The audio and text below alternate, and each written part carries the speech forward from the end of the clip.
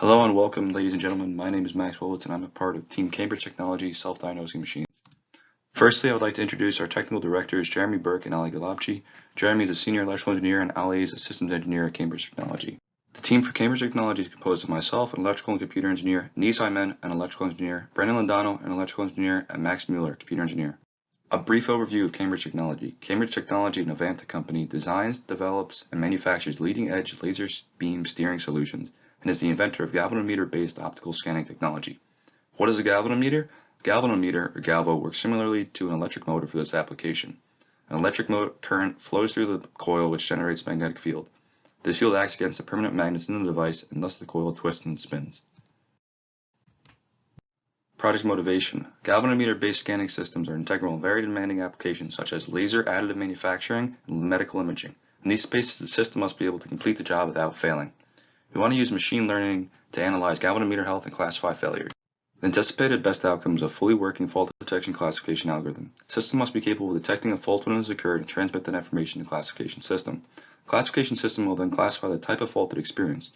Should the TIM accomplish these ABO for fault detection and classification, the ideal outcome would be to develop a prototype that can continually calculate the expected life of the galvanometer. The ABO has been achieved. Some key achievements of the project include generating galvo data through simulation, calculating parameters of the data through recursive least squares, using principal analysis to train a filter and detect outliers, and using K-Meteoroids to classify and group similar faults.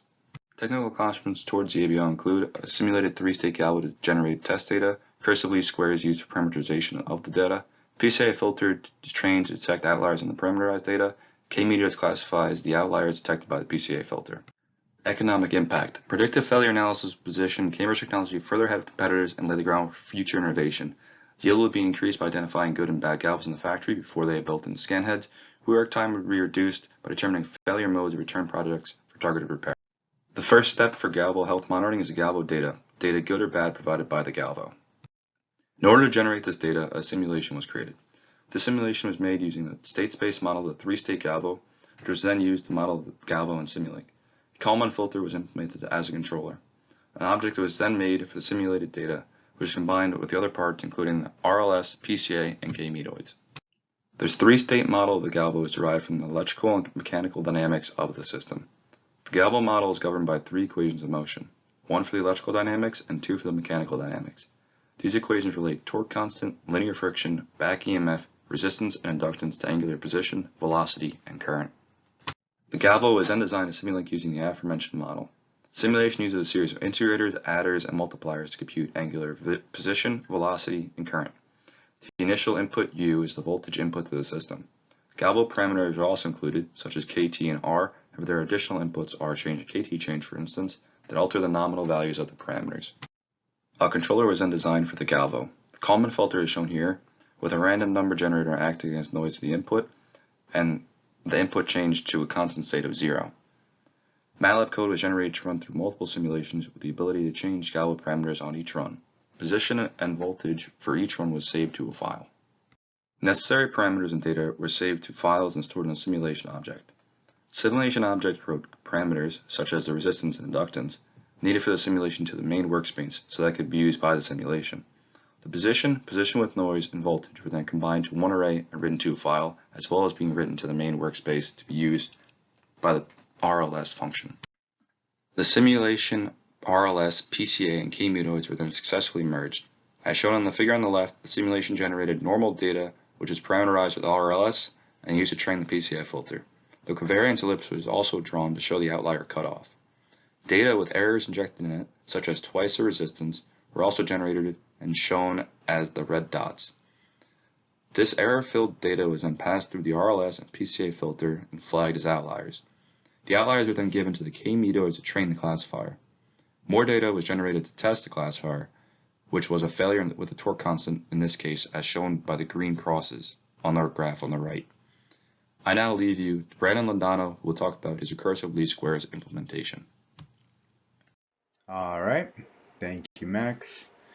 The next step in the galvo health monitoring toolchain is the recursive least squares algorithm. My technical contributions this year was to work on the recursive least squares algorithm. I implemented the least squares of random data, as you can see by the graph on the right, which has graphed the simulated output with noise, the estimated output, and the simulated output. As you can see, the estimated output and the simulated output, which are the little dot and the circle, are right on top of each other, meaning that the estimated output is very accurate. I then edited the algorithm to include sliding windows with overlap. I then configured the algorithm to work with simulated Galvo data to generate an accurate estimated output. And I created a function that compares faulty data sets to a good data set. Okay, here I will be showing a video of graphs of the RLS algorithm while it's running. The bottom left graph is the input data of the system. The top left graph is the total output of the system. The bottom right graph is the pole zero map of the system, and the top right graph is the output window. Basically, what you see highlighted in the top left graph is the output window you see on the right, which is the length of 1,000 data points out of 10,000 total data output points. If we were to change the window to, let's say, 5,000 data points and an overlap to 0%, then the highlighted portion would take up half the graph and would only cycle twice to finish the data set, which would be faster but less accurate. And here on the top right graph, I'm going to zoom in so you can see the outputs. As you can see, the blue and the yellow are right on top of each other, which is the simulated output and the estimated output. Way closer than the simulated output and the simulated output with noises. So that means that the estimated output is very accurate. Here are the data set comparisons I mentioned as the last bullet point 2 slides ago. Here we are comparing a good data set, which would be the control, a bad resistor data set, and a bad inductor data set. And as you can see on the left graph, we have all three estimated outputs from these three data sets and the simulated Galvo output graphed. The blue being the good data estimate and the red being the simulated Galvo output. You can see that these two are right on top of each other, which is good. While the bad resistor and the bad inductor, the yellow and the green, are not close to the simulated at all, meaning they're bad estimations. On the top right, you can see the bode plots of the three data sets, and in the bottom right, you can see the pole zero maps of the three data sets. These graphs help show how having a bad resistor or an inductor can give different and unwanted results. That's basically it for the recursive least squares portion. Now it's time to move on to the next step in the tool chain, which will be shown off by Simon. Thank you, Brandon. The next step in the Galvo health monitoring system is the principal component analysis, or PCA filter. With this filter, we are able to get the principal components of the randomly generated data, simplifying the data, and then separating the good parameter vectors from the bad parameter vectors. We then send the bad parameter vectors as points in space to the K-Meteoroids Classifier to determine where the fault belongs. This figure shows the PCA filter in action. Our TD, Jeremy Burke, showed me the formula for the PCA filter, and then I implemented it using randomly generated data. The blue was the original data that was generated, and in red, you can see the lower dimensional representation. It is performing a change on the data based on the principal component, and we will use that as our main data when finding the outliers and changing the dimensions. I then took it to the next step and implemented a way of deleting dimensions when enough of the data was retained in previous dimensions. G shows how much data is being contained in each dimension, so I checked each dimension, adding it and the previous dimension together, and then dividing by the sum of the diagonals.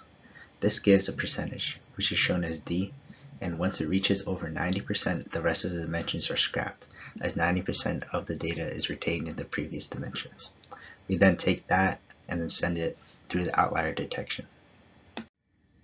And just using a different data set for visual purposes, I then was able to start the outlier detection part of the PCA filter.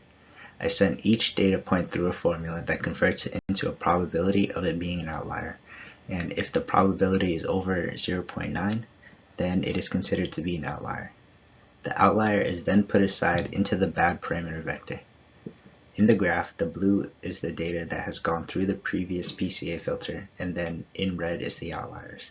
The outliers are then sent into the K-Meteoroids classifier, and I pass it on to Max Mueller to talk about his K-Meteoroids classifier. The fourth step in the Galvo health monitoring is the K-Meteoroids Classifier, which will determine what kind of faults we are getting from the bad data. This was implemented in MATLAB to cluster the given data into known faults. Extensive research has been done on classification algorithms, and we decided that K-Meteoroids is the best classification method for our project. This method of classification is preferred over the K-means algorithm because it uses the Mahalanobis distance metric when assigning points to given clusters. This distance metric assigns points by taking the shortest distance from the data point to each cluster while considering the covariance of each point within the dataset. This allows us to create more consistent clustering assignments when classifying the data. A best K function was also used for K-meteoroids, which identifies the optimal number of clusters to create using a silhouette criterion clustering evaluation. After utilizing the K-Meteoroids classifier, a naive Bayes model is used to predict the groups that the new points should be assigned to. The K-Meteoroids classifier does the initial clustering, then the naive Bayes model uses the labels from the K-Meteoroids classifier to train the model for dynamic classification. The model is tested using 80-20 train and validate, where the first 80% of the data sample is used to train the model. Then the other 20% of the data is passed through to validate the correct classification of the model. The naive Bayes model can be retrained at any time to ensure that the classification of future points is accurate and consistent. A K-Meteoroids object was created, which contains properties and methods that ultimately cluster and classify the data. The object contains the K-Meteoroids classifier for the initial grouping of the data, and contains the naive Bayes model, which classifies any new data that is received from the PCA filter. Plot methods were created to display the clustering of the K-Meteoroids groups, as well as to test the naive Bayes model against the K-Meteoroids classifier. Both plot methods work for 2D and 3D visualizations of the classification process. As a team, we implemented in MATLAB a fully functional toolchain that generates test data and classifies the data into their respective faults. The toolchain works together to ultimately classify the faults that are currently happening with the Galvo. If the project were to be continued, the methods used in the toolchain would be coded in C. Then we would develop lifetime metrics to determine how long the Galvo should last until complete failure of the system. We want to give a huge thanks to our technical directors, Jeremy Burke and Ali Galapshi, alongside Cambridge Technology for sponsoring this year's Capstone project. They both have been of tremendous help for us during our endeavors for this project. We would also like to thank Dr. Sunak for organizing the Capstone projects and Mike Smith for being of assistance during this project.